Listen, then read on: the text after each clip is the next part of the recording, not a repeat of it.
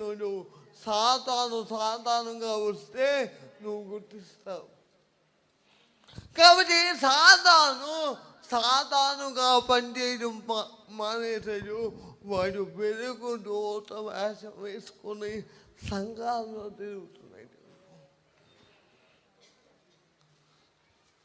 మీకు మాట చెప్పనా, నువ్వు ఎంత ఆత్మీయుడివైనా, ఎంత పరిశుద్ధుడివైనా, ఎంత ప్రార్థనాపరుడైనా ఈ అంటి దినాల్లో సాతాను వేసే మోసాలకి నువ్వు చిక్కుపోతున్నావు.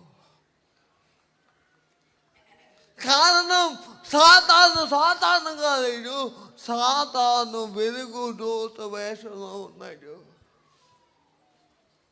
కాబట్టి సంఘం సాతాను యొక్క తంత్రములను ఎరగాలి.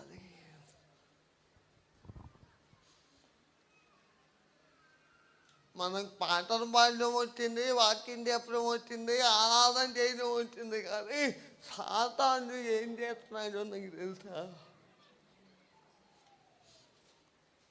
సంఘం పాటలు పాడే స్థితి నుండి ఆరాధన చేసే స్థితి నుండి ఏ స్థితికి వెళ్ళాలి?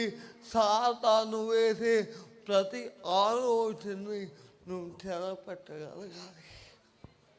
అతి అభిషేకం యేసు నామములో ఈ రాత్రి మనం పొందుకుందుము కాక.